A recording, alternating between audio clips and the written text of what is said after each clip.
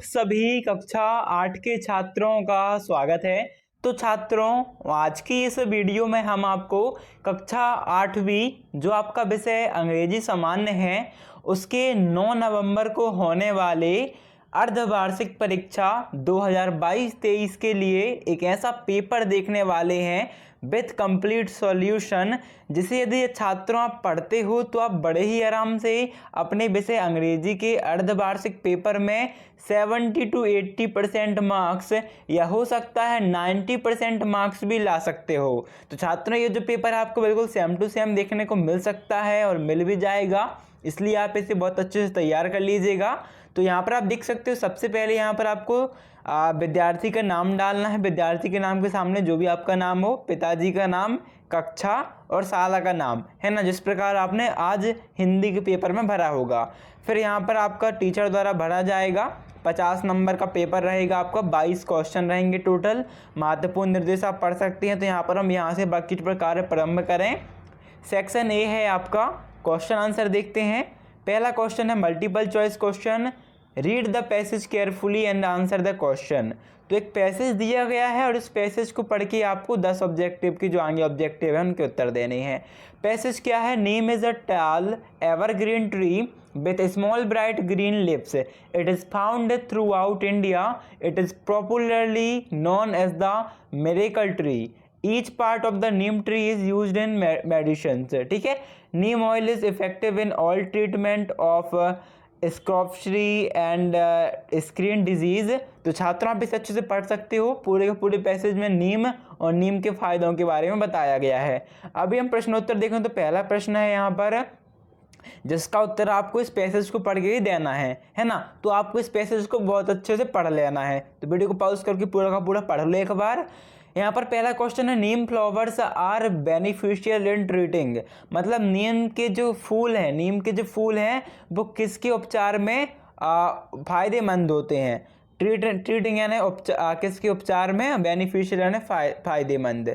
तो screen disease यानी त्वचा संबंधी रोग के, चिकन पॉक्स के, इंटेंसियन प्रॉब्लम्स के या फीवर के।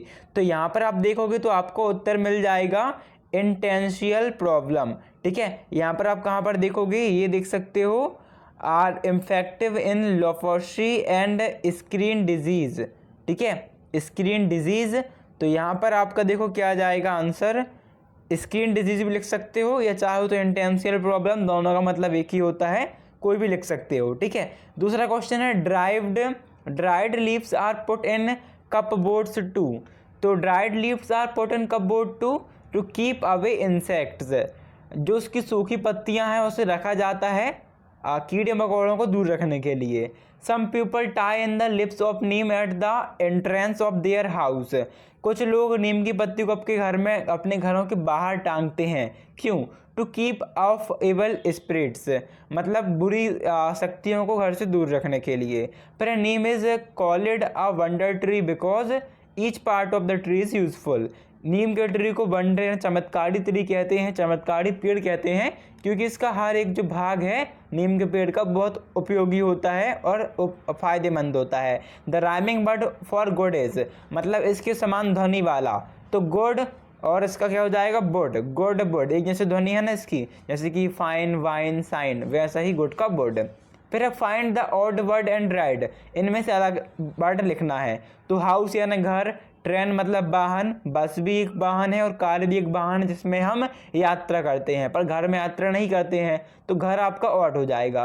Past simple form of the verb drink is, तो ड्रिंक्ड हो जाएगी। Find the adverb and right, यहाँ पर एडवर्ब क्या है? रियली, रियली, रियल या रियलिस्टिक। तो आपका एडवर्ब छात्रों रियलिस्टिक हो जाएगा। ठीक है, ये क्वेश्चन आता है आपको, तो आपको यहाँ पर रियलिस्टिक लिख देना है। ठीक है, इसके बाद देखो 9th क्वेश्चन है आपका, right the comparative and superlative form of the given words. Comparative मतलब आपको ER लगाना है और सुपरलेटिव मतलब EST लगाना है। तो इजी में जहाँ पर Y हो, Y हटा के आपको Y की जगह I लिख देना है, बस Y में आपको I लगाना पड़ता है। तो वाई का हटा के आई लिख देना ईजियर, और इसकी सुपरलेटिव ईजीएस्ट, वाई हटा के आई लिख दो और ईएसटी। फिर ईडीपी, यहाँ पर तो वाई है ही नहीं तो यहाँ पर बस ईआर लगा दो, यहाँ पर ईएसटी, डीपर और डीपेस्ट। मान लो कोई अदर शब्द मिल जाए आपको मिल जाए मान लो न्यू, है ना, तो आपको न्यू में भी देखो यहाँ पर बाय तो है नहीं, तो न्यू में सुपर कंपेरेटिव में आपको ई लगा देना है यानी न्यूअर, और न्यू फिर एस्ट लगा देना है, न्यू एस्ट, डब्ल्यू और ई एस टी।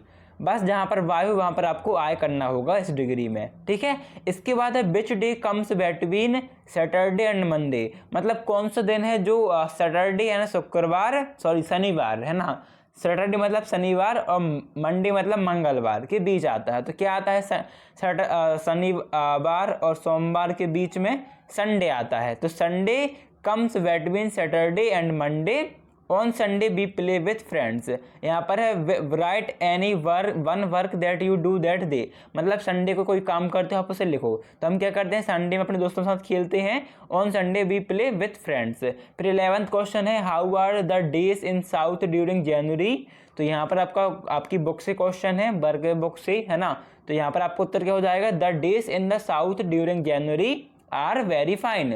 मतलब आपको हिंदी में हमने आपको लिख के दिया है, बस आप समझने के लिए, आपको हिंदी में लिखना नहीं है ना। तो दक्षिण जनवरी के महीने में दिन बहुत ही सुहावने होते हैं। कैसे होते हैं, सुहावने। फिर why did Bhola and Shanti decided to sell the horse.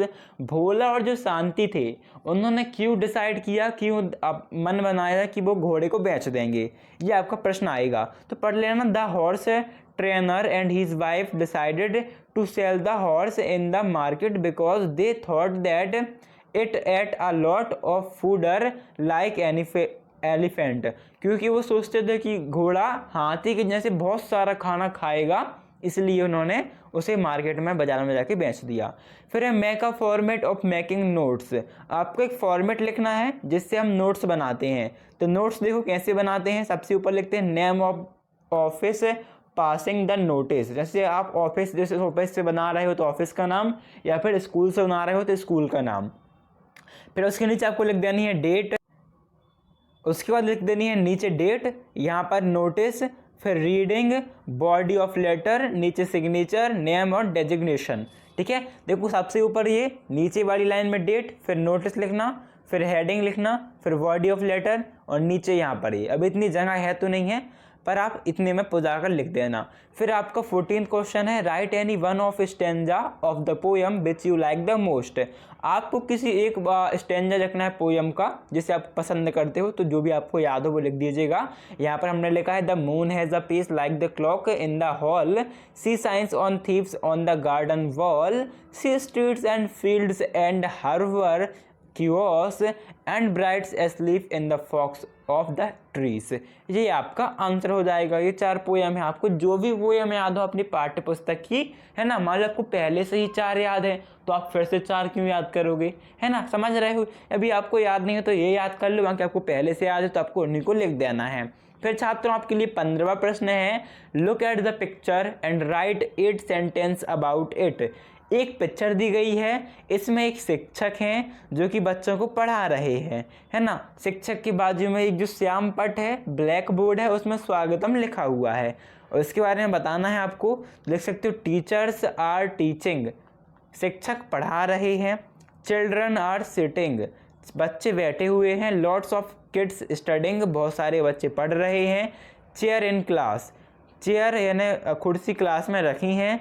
Window is open in the classroom, मतलब क्लास में खिड़कियां खुली हुई हैं, आप देख सकते हो यहाँ पर खिड़कियां खुली हुई है। फिर टीचर इज़ टीचिंग स्टैंडिंग, खड़े हुए शिक्षक पढ़ा रहे हैं। 7th है the bag is placed under the chair and there is a book on the table, एक बुक रखी है टेबल में। फिर है इसके बाद 16वां question find the adjective from the circle and write them. तो यहाँ पर आपको जितने वर्ड लिखे हैं उनके नाम लिख देना है, जैसे कि हैप्पी, फिर आपको थीव लिख देना है, फिर fine, clever, oldest, new, strong and small. आपको क्या लिखना है, जो एडजेक्टिव होते हैं, एडजेक्टिव मतलब उसके गुण, जैसे कि कोई खुश है, कोई चोर है, कोई फाइन है, कोई हॉनेस्ट है, कोई पुराना है, कोई नया है, कोई छोटा है, कोई स्ट्रांग है ना, ये गुण लिखने हैं। जैसे ओल्डेस्ट है, कोई नया है, कोई वाइज है, बुद्धिमान है, कोई क्लेवर है ना, इस टाइप से। इसके बाद देखते हैं हम छात्रों 16वें प्रश्न आपके हो चुके हैं। आगे की आपके जो बचे हुए कितने 6 प्रश्न हैं, है ना, 6 प्रश्न हैं, क्योंकि 22 प्रश्न रहेंगे, उनके हम प्रश्न और उत्तर आपको नेक्स्ट पार्ट में बताएंगे। जब तक के लिए वीडियो को लाइक कर दीजिएगा, चैनल को सब्सक्राइब कर लीजिएगा। छात्रों लाइक करना तो बिल्कुल मत भूलना। इस प्रकार की और वीडियो पाने के लिए आपको सब्सक्राइब भी कर लेना है ना। इसी प्रकार की और अभी हम आपको 1-2 पेपर और भी देंगे, एक पेपर तो पक्का और देंगे, जिससे आपके बिल्कुल 100 में 50 में से जो आपके 40 से 45 नंबर आपके कंफर्म हो जाए। एक पेपर और देंगे तो 50 नंबर आपके कंफर्म हो जाएंगे। तो सब्सक्राइब करना बिल्कुल मत भूलना। बाजू में बेल आइकन होगी, उसे भी प्रेस कर लेना। और आपके साथ साथ आपके दोस्तों की भी हेल्प हो तो उन्हें वीडियो शेयर करना व्हाट्सएप में हर जगह, है ना, जिससे आपकी सभी के सभी मित्रों की भी हेल्प हो, वो भी अच्छा परफॉर्म करें पेपर में, उनके भी अच्छे नंबर आए, वो भी पास हो जाएं। तो छात्रों वीडियो को लाइक करना मत भूलना, सब्सक्राइब करना और शेयर करना। Thanks for watching. अभी मिलते हैं नेक्स्ट वीडियो पर, जब तक के लिए धन्यवाद।